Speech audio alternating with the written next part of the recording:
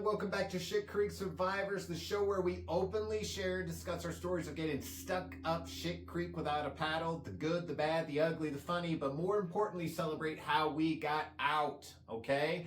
Now, this week, Dennis and I are going to be reflecting on Randy's episode and Chris's episode and kind of pulling out the bits and pieces that we really appreciated and how much we appreciated them coming on the show. We're also going to discuss in this episode that although some of you may feel alone in moments and you may feel like you're having thoughts that other people don't, you're not. You're not alone. We're just like you, and there's so many people just like you. So let's share those stories, and here we go. But before we get any further, let's talk about Randy's episode. Because I think it's worth mentioning that Randy's episode is our most viewed episode at this point. So thank you, Randy, for coming on here and sharing your story. Very brave, much appreciated. It's making a huge impact, and I'm hoping that it's empowered you and got you kind of projected like a rocket into the next part of your life. And I feel so great about it. And I got to listen to it all again and again and really go into like the bits and pieces about how she had to break away from what she knew in order to kind of like explore that spiritual side and open that door. And it was amazing listening to how much she felt, how much magic there was behind that door that she didn't even believe would be there. You know, just like embracing it, learning a new skill, and then all of a sudden it working and her being on fire to share it with everybody else. And the fact that she's paying it forward and getting other people to do the same things is, may I say, fucking amazing. Like, it's and she said awesome. she said she got some really good positive feedback on a personal level from some people that she knew. And that has to be another layer of cake, icing on the cake or whatever. She felt good expressing herself and sharing her story. She felt good by getting some good affirmation from people that improved herself, her situation, but also improved their life and their situations. And that's the goal here, right? That's the plan. 100%. And she said people reached out to her that she hadn't even like talked to since before the incident. And now they're reaching out to her because they have more clarification about what the heck happened. You know what I mean? And they're like, oh my gosh, had I known. And then so like, imagine what that's doing like to a person who, like in me, I put people in categories because maybe I thought they didn't show up or did this or did that or, you know, this sort of stuff. And then all of a sudden you find out, shit, they didn't even know that was going on. You know what I mean? Like how clarifying to be like, and like for me, I'm like, oh, maybe there's parts of my life that I need to kind of look at in those ways. Yeah, I'm just super proud of her. I'm glad that it's had a return for her, and I hope that it continues. That's a good word to put it. Yeah, and I hope that inspires other people to want to come on the podcast and share their own story and get that liberation and freedom and just get it out in the world and like not care about it as much. Now, we just put out an episode with Chris Ashley, who is a resiliency coach, and I'd like to talk. Have you released that one? We have not released that yet. Okay. No, we just recorded that one last week, but we haven't put it out yet. The one we put out was the one in between interviewing Randy and interviewing Chris. Let me correct this. So we just last week released Chris's episode. Okay. Recorded. And it's really exciting because I wanted to talk about everything we talked about with her because she has such a different perspective, but at the same time, we sort of like landed in the same place in a lot of situations. And I thought that was really cool. Well, she's the first one that we've talked to that hasn't had a police background or a military background. Yeah, very true. But she's also only the second one that we've actually interviewed. We've talked to a few people about interviewing and being on. So we just released Chris's episode last week. And I just wanted to kind of follow up with you and talk about it because I thought we learned like a whole bunch of neat stuff. And like you were saying, she doesn't come from a first responder background. She doesn't come from, you know, a military background, but she still experienced trauma in her own life. And she was so brave to share the way that arrived in her life. That's such a big piece of her that she was willing to share with us. And I'm so grateful that she did. Because I think it's going to help other people who are maybe struggling. Well, she's already doing that on her own as well with her own podcast and her book, which I wish I would have looked into her podcast recordings a little bit before we actually interviewed her, because I started looking more and more that we have more time now to look at all the stuff that she put out. And I just feel like she's she's on a very similar trajectory as us. We're trying to talk about trauma and we're trying to talk about healing. We're just trying to talk about it the best way we can with what we know. And she's got a whole different perspective because she comes from a different area of life. But it's still very good information. And Yeah. I was happy with it. I liked how she said, well, first off, she did come from a very powerful place where she was like, we're all badasses. You know, we're all freaking miracles walking around and we forget it every day. You know what I mean? That is true. Like, I am so guilty of like forgetting how blessed I am. You know what I mean? I will see the glass half empty accidentally a lot of the times. And I have to remind myself, no. I'm lucky to even have water in there. You know what I mean? So it's like, so I have to remind myself constantly to like come back to that. But yeah, she was saying. Well, she had a bit about quantum physics, how there's alternate realities where we all have. Is that what you wanted to go to? You had mentioned that earlier. I don't know. I basically, but she basically emphasized you got to believe. Magic happens when you start believing and start moving towards the things without worrying about what the rest of the world is doing, right? So like when she finally decided to write her book, it was just kind of like she shot out of a cannon because it was finally time. Everything clicked and she started getting into that flow state and it just started pouring out of her. You know what I mean? But she first had to believe that it was possible. She first had to come up with a goal. She had to put it down on paper and say, this is going to happen. She had to believe it before it could even come into existence, let alone anyone believe that it could. You know what I mean? So she really did a good job of like honing in on like it all starts with you. And you have to be your biggest supporter or fan because it's nobody else's job. You know what I mean? I think we kind of forget that. We look around for confirmation from the world. Am I doing the right thing? You know, I mean, and all this kind of stuff when we're giving our power away. We should be doing what we believe we should be doing. You know what I mean? Like we believe that based on the experiences we went through, maybe it could help somebody else. You know what I mean? Like we had to believe that before it could even start. And now here we are.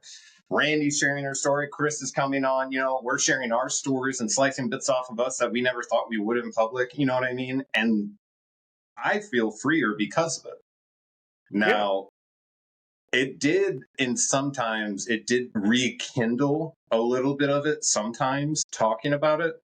But now I'm convinced that like those were bits of pieces of energy that were still inside of me that were still waiting to kind of come out. And me having to go through the experience again the way we are is a therapeutic way, but no therapy, especially physical therapy, is free of pain. You know, I was talking to Kate because recently it feels like our family's like on the verge of like this growth. Like it, and I mean so like with Kate's career, I mean so like with what I'm doing, I mean so with like our relationship with Jesus, like we're like right here on this cusp of doing something. We almost feel this energy in the air and it feels like the energy is changing. And it came to me suddenly, I'm like, okay, well, this feels like tension. It feels like energy. Where's it coming from? And then I thought of the idea that right when Kate and I, you know, were projected after I got shot and everything happened, we had to, as a couple, come together, twist and turn, lean into one another so we could both stand up in a way. Okay. We became a structure together. You know, we became stronger together. You know, we had one another, ride or die, no matter what. We just got to hold this position. But with growth and with healing, you don't have to hold that position anymore. Okay. You can untangle, but that can be painful. I said that to my therapist yesterday when I was doing therapy. She goes, you mean like physical therapy? And I go, huh? And she goes, you mean like when you hurt your shoulder and you have to keep it in a certain position for a very long time to make sure it heals? Wow. But then eventually you have to go to physical therapy, which is painful. And you'd rather be like, you know what? I'd rather not go through the pain. But when you go through the physical therapy, you're literally being given an arm and a hand back. Right. You know what I mean? You get your mobility back. Yeah, but it's painful.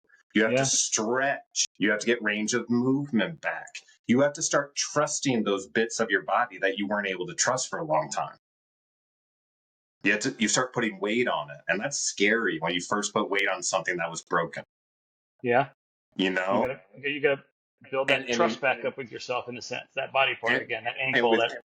And with Kate and I, we got so close and she was holding me up for so long. She's almost been traumatized to the point if she isn't holding me up, she's worried. Okay. You know what I mean? She's like, this doesn't feel right. Something's not right, you know? And it's actually, we're growing. Like she said last Saturday is my first time working for this charity group that I'm working with now. It's an organization built by first responders and veterans that serves first responders and veterans with PTSD. And last Saturday, so it was a Friday, Saturday, Sunday, I'm on different golf courses in Atlanta spreading awareness about PTSD. And unfortunately, the amount of people who are losing on a daily basis, if you count first responders and veterans together, it usually averages around 30 individuals a day. We're losing to PTSD related suicide. So we're out there raising awareness and all this kind of stuff. But Kate was home alone for the first time on a Saturday in a very long time. And she said it was one of the weirdest days she experienced because she almost didn't know what to do with herself. She was like, she felt like she was like losing it. And I'm like, it's so weird that this is happening right now because it's like we're growing, but we feel the energy, we feel the pain. There's anxiety in there, but there's also excitement, which are very close if you think about it. As long as your guys' communication stays open and honest as well. Yeah. Because you don't want it to become growing apart and become too separate. No. It's like seeing the other person growing and high-fiving them as they're doing exactly. it. You know what I mean? Like watching my wife fucking walk into an office what should I say? My wife handled a situation lately where typically she handled it with grace and maturity where sometimes she might not have. Well, there's situations in life. Let's just say like a job review. A job review is a great example, right? So you have a job review and you go into it expecting something and you walk out not getting what you wanted. But I watched my wife that day. It was just so beautiful to see my wife get to walk into this situation. Let's say again, if it's a job thing, she walks into a job thing and basically was able to verbalize her worth in a professional way and in the moment. And regardless of what you tell me I did right or wrong this year, I feel good about myself regardless because I know I played to win. I didn't play not to lose. I played to win. I was in the game. I was moving. I grew. I grew. I like all this kind of stuff. And it's just so neat to see someone you love just like step into a moment where you know what I mean? Where you always saw them and you knew it. And like for a second, they didn't think they could be that. And then all of a sudden you watch them and they turn into like a lion. You know what I mean? But a calm, realize some potential that was there. Yeah, like a calm, like lioness. Like I will, you know what I mean? That look, like you can't intimidate them. You know, like it's not going to happen. It's just so beautiful, and it's hard to articulate what I'm trying to say. I think you're doing well. I watched my wife in one day just grow leaps and bounds. Yeah, realizing her potential. Yeah, being strong and independent, being powerful, being a rocket ship, doing it the right way. Professional. Courteous, stone cold, not letting emotions get the best of the situation and overreacting, reacting poorly or anything like that. That's awesome. And especially the best part about it is seeing your face explain it and seeing it in your eyes how happy you are that you got to witness her do this and experience that. Yeah, I mean, that's the part that's really cool. Fucking awesome. I know you love her because I can see it in your face. I was standing in the driveway. I was cheering as she pulled in. You know what I mean? I got the dog there. We're loving on her. You know what I mean? We're like screaming, "You're a champion." You know what I mean? Like how proud of her we are. Like all this kinds of stuff. Like fucking rock star. You know how God is amazing and just on time, and you know all this kinds of cool stuff. And like living in the moment. And when I'm living in that moment, like right now and yesterday, I'm not thinking about the bullshit that I like creep in my mind, like I'm literally, and it was the craziest thing. It was a situation where it didn't result in the way we thought it would. In a way, it's better, like it wasn't what we thought we wanted. God has better plans for us. And, like it's a great thing. And it's just a beautiful thing when you just kind of, I don't feel like I have my toe in the water anymore. I feel like I'm standing in the water. Okay. If that means anything, I'm telling people to come in. Like, I'm less ashamed of myself. Like, I'm less ashamed of, I'm not letting my shame of myself in any way I'm trying to not let it be in any way a part of the relationship with me with God. Because it doesn't. You're not projecting your fears of the situation or your presumed fears so other people believe or think about you. You're not letting that influence your directions anymore and your decisions anymore. You're feeling the acceptance of the situation you're in. You're feeling the love that you're in, and you're able to be like, hey, this is me. Take it as I am. Come on, the water's fine. And I If just it's want to be not for like, you you, just that's gotta, fine. You're not going to hurt my feelings. You let go of your ego a little bit. That's what it is. you just gotta Your believe. fear of what other people think about you, your fear of how other people are going to respond to you. Who cares? Your other people's opinions of you doesn't none of your business. Just be you. Yeah, you just gotta believe, and Yeah, like it's a hard place to find. get to, but it's great when you get there, isn't it? Freeing. Yeah, Like the chains just came off. You no longer care about what other people yeah. say about you or think about you. I mean, I'm not perfect, and I know I'm in a moment right now, but it's a good moment. My mom called earlier, and I was bragging on Kate, and I ran into Kate's office, and I put it on speakerphone. I'm like, I'm bragging to my mom about you right now, about how big of a badass you are. And she's like, what are you talking about? And then my mom reiterated how much of a badass she is for doing what she did and standing her ground and doing what she needed to do, and basically setting the tone, like, I'm valuable. Yeah. And that's a powerful thing to say. Like when you come on here, even if you're saying I got fucking shot in the face and I drank myself to death almost, and then I bounced back, like you could be proud about that. Like these are real life situations that you're Yes. like working through and overcoming and becoming better, and it fucking runs you through the ringer where you think you're gonna die. Like there's been so many times along this route where I'm just like, I just wanted it to be over. I just wanted I don't want to see a future, that kind of thing. Like I You let the don't. negativity. You were I letting know, you were I letting the know, negativity.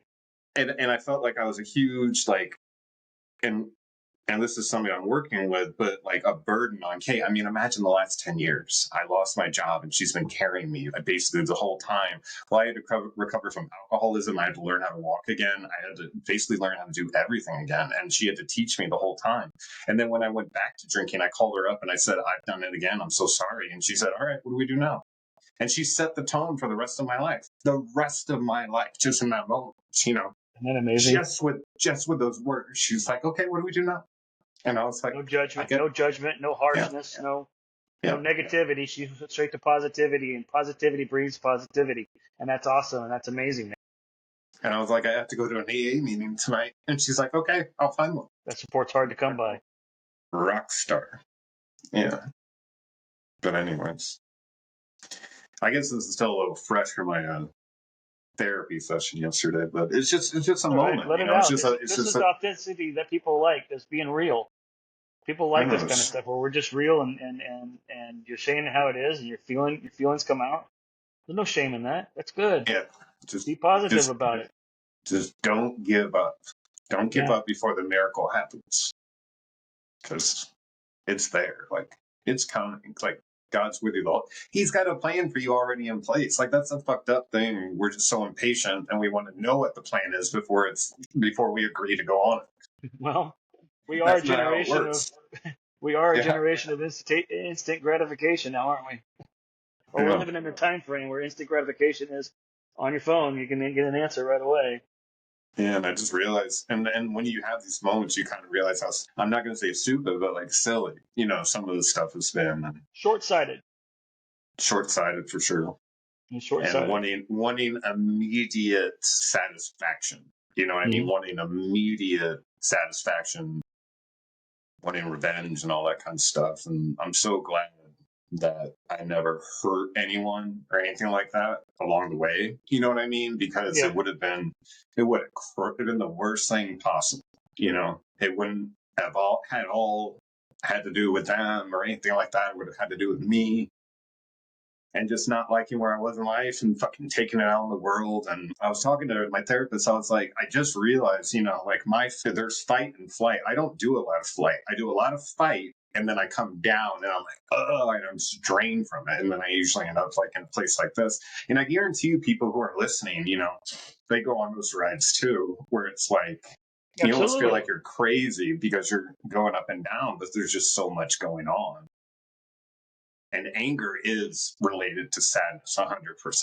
You know what I mean? I've said it so many times on here, but it's so true. And I keep catching myself saying it. Like every time I get angry, it's in this effort to feel like I can control the situation, to feel like I will have my vengeance, to feel like, but it's still under the umbrella of negativity.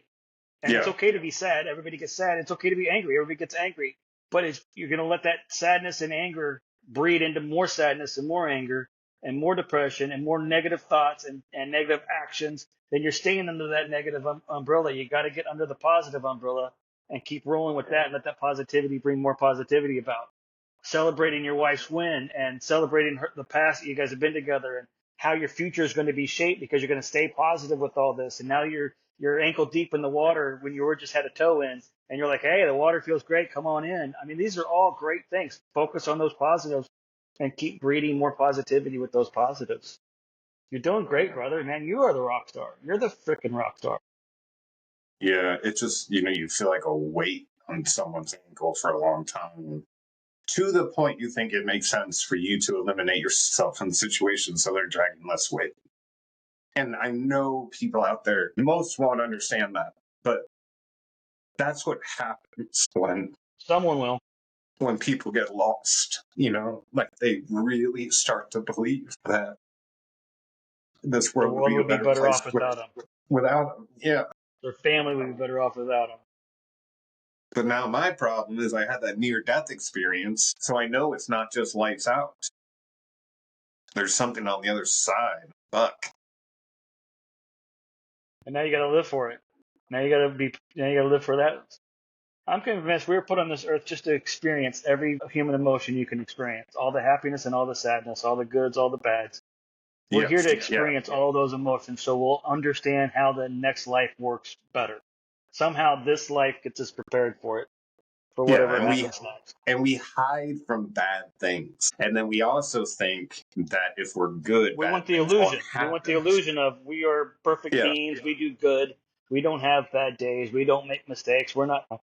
It falls under almost the same, like when you're OCD and you're like, I need to tap this 3 times and then today will go well. Do you know what I mean? It's like... So make a list of positive things you're thankful for, say a little prayer, do some yoga and stretching, and in 30 minutes you can start your day with those 3 things and you went to a positive start to the day and that positivity will breed more positivity. But if you wake up going, I'm sore, I hate things that are going on, here's the things that I don't like, you make the list of the things you don't like. Yeah, anyone out there who's listening, again, if you've had these thoughts, you're not alone. And they're not actually abnormal. So you're not broken if you're having them. It is a sign, though, that maybe you are.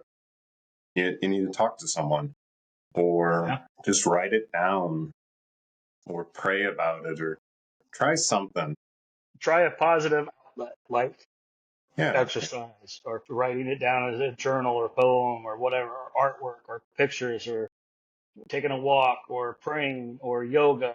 Positive outlets to these emotions and these energies. And if you want to start... inside of a bottle works sometimes, I guess. For us it has, but it's not the right answer. It's a negative answer. And if you're like me, do it to prove it wrong. Try it. Be like, I'll fucking do it. I'll do it.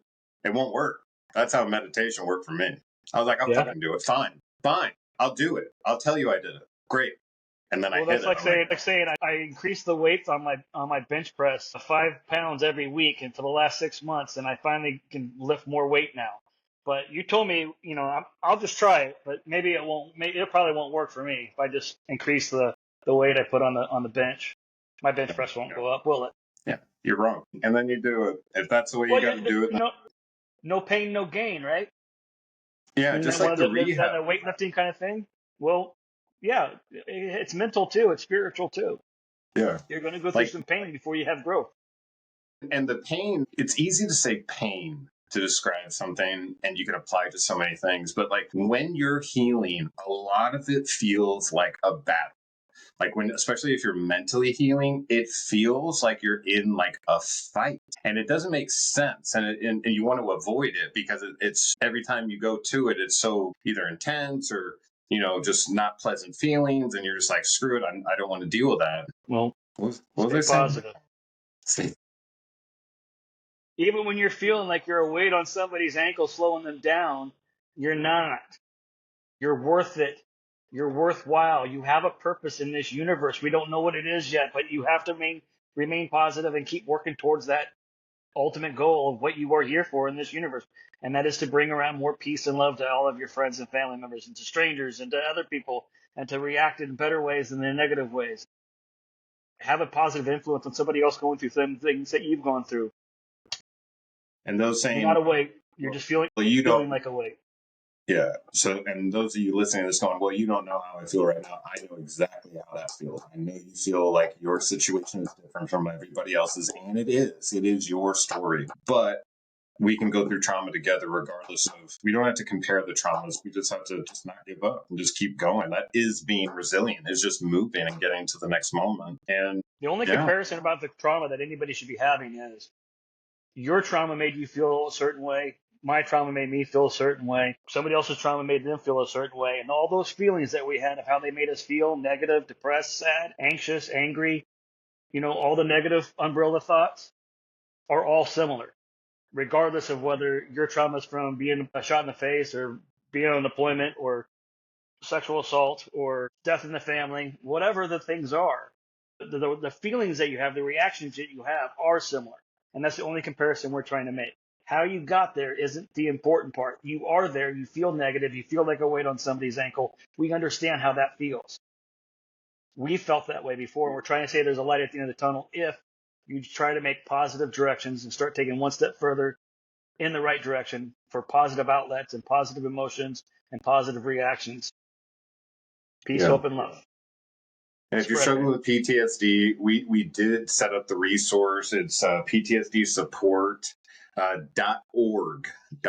Make sure you put that in. And what we've done is put the 6 different ways I personally got better in different categories. And you can kind of pick one that might work for you and try it. If it doesn't work, try another one, like that sort of stuff. But we're not the only resource. Just keep looking and keep asking questions. And yeah, and we'll be here for you the entire ride through. And if you want to come on the show and you got something to say, that's great. Or if you know someone else's story that you think should be shared, it could be a historical figure, it could be anyone. If you want us to share that story, you think it has worth exposing, come share it. If you're feeling the pull on your heart to share it, come share it. Let's talk about it.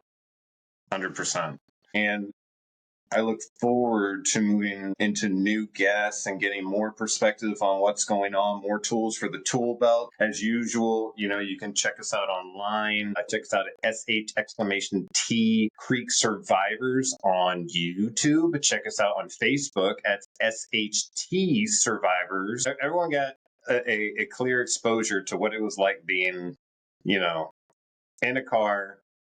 Conversations can get going. You don't know where they're going to end up. Today, you saw a person with PTSD go through a little moment like me, but you don't have to have PTSD to be so happy and excited about how things are going on in your life. And if you're not there right now, I know it feels like it's not going to happen to you. I didn't think it was going to happen to me. It has happened to me. So again, don't quit until the miracle happens. Follow us on social media, Facebook and Instagram, SHT Creek Survivors. You can look us up on YouTube and Spotify at !T Creek Survivors, and or follow me personally, Cameron.McKay.368 on Facebook and Instagram. Send us your stories to shitcreekpodcast@gmail.com, and check out our website, www.shitcreeksurvivors.com. Kaufman, it was a random episode, but I feel like we got some good stuff down. So you have anything cool to say? Any my words only of tidbit advice? that I wanted to throw out today that I thought about today when I was at the chiropractor getting my adjustments and stuff. During normal conversations, I'm talking about how people misunderstand each other sometimes. And I think it's just important to point it out. Sometimes somebody's intentions and your perceptions of their intentions don't line up. And so just examine that when you're telling a story or sorry about the technical difficulties there. My phone died on me. I was just trying to say I had a thought while I was at the chiropractor about how sometimes there's misunderstanding in communications. And it can be because the intent of the communicator and the perception of the person hearing the communication don't always line up. So like you got to remember how your intention is you're trying to tell a story or tell a point to somebody. Be aware of the idea that they may not have the same perception as you to perceive the information you're trying to share with them. Same thing as if you're hearing somebody's message and you don't agree with it, and it strikes a chord in your heart that you don't agree with for some reason. That doesn't mean that their intent was that.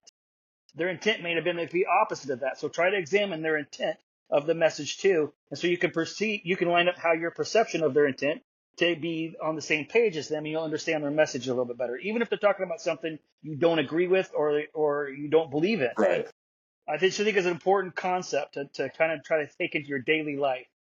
Think about somebody's intent and think about your perceived intent to their messages, and then try to see how it is from both sides and understand the message as best you can. Yeah, and that's a good point. And like, think, is this an error in communication? This isn't an error in opinion or what's right or wrong. This is somehow communication. I've been able to deliver what my original thought was to you effectively enough that you understand where I'm coming from. And yeah, that makes a lot of sense, because a lot of times you can dismiss the other person and be like, what the fuck? You know what I mean? And then really they just have no idea what you're talking about because you didn't give them the bits and pieces that you're also working with. You know what I mean? So yeah, failure in communication is every op order, every after action review from any training scenario or actual operation scenario. What's the number one thing that everybody can ever say is something that could be improved on? Communication is one of the number one after action review things you can ever bring up. Communication can always be better. So the only way to make it better is to try to examine the intent of the message and make sure your perceived intent is on line with what the actual intent was. Right. Something somebody could say sounds like a compliment, but is really being condescending and talking down to you, even though they're trying to say, oh, yeah, your hair looks really good today. But the tone of their voice, their intent wasn't to be nice to you. Their intent was to put you down. This is a very obvious example. Look for the little subtleties in really important communication with other people that are coming from a different angle than you are. Is their intent to bring something out in you, or is their intent to piss you off, or is their intent to try to inform something to you, or whatever? What's their intent? Is their intent to make me feel bad, or is their intent to make me feel good? Because you're making me feel bad, so I need to get my perception in line with your intent. I was feeling bad by the message, but I know you weren't trying to make me feel bad. So now I got to get my mind right and go, you're not saying it the way I would want you to say it, but I understand that you're trying to say something nice. So I'm going to accept it as nice. You know what I'm saying? And you get where I'm going with this. So make sure your perception of the intent is lined up with the true intent of the message. And everything that you're doing, when you go to work, when you're talking to strangers, road rage, all that kind of stuff. Don't take things personal unless it's meant to be personal. Especially, like, one of the things I think I have to remember sometimes is text message is a very primitive way of communicating. Yes. And you can read words with tones that were never intended to be there. Exactly. Yeah. That's a great point. And that's a hard one to, I mean, the only thing you do then is like, did you mean that as a slight? Did you mean to insult me with that one? Right. Because there is no tone of voice in a text message. Is exactly right.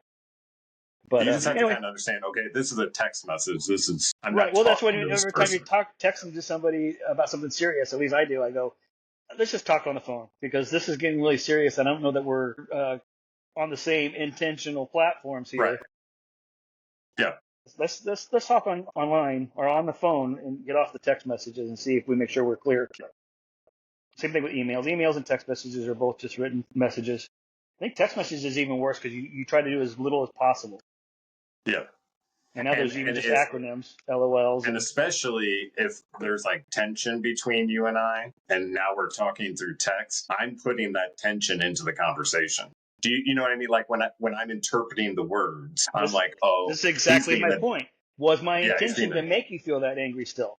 You don't know that. No. Yeah. Make sure you get your perception of my intention lined up with what my true intention was. And then we will have more effective communication back. I think we're getting better at it, you and I. Absolutely. Well, we've always been pretty good at it. That, and to end on what you said earlier, if anybody's feeling like a weight on an ankle and you don't have anybody to talk to, please reach out to us. Yeah. Somebody. Absolutely. Talk to a buddy on the phone. Reach out. Don't do it alone. Let's get that weight off your ankle. You're not a weight. Something recently that it takes about 8 minutes to get out of that dark place if you reach out to somebody. It's about 8 minutes on the phone. If you can just talk to someone that you know, don't even have to talk about the specific thing or anything like that. Just communicate with a person. Yeah. Just contact a person. You don't have to talk about it, and like feel that vibe. You know what I mean?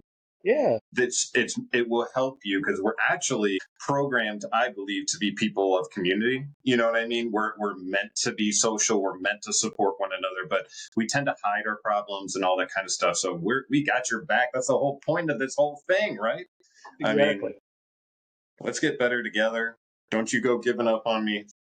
Don't you go giving up on Dennis. Don't you go giving up on yourself. Hang in there, and we'll see you in 1 week. No big deal. Check us out online in the meantime, okay? All right. Peace out, brother. All right, love you, buddy. Bye.